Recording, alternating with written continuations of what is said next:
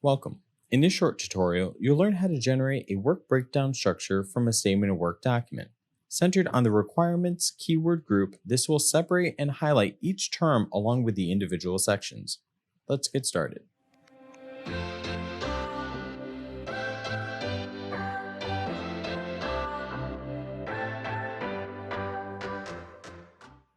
From the Welcome page, click Start.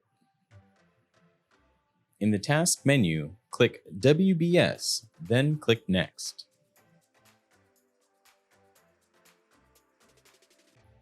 Select a project from the Projects menu. Choose the document or documents you want to review and click Analyze.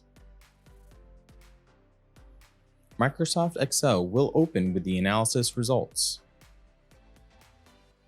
The requirement keywords are in bold and highlighted in red. If this tutorial was helpful, click here or subscribe to see more videos to learn how to use the Content Analytics platform in a quick and easy way. Thanks for watching, and we'll see you in the next tutorial.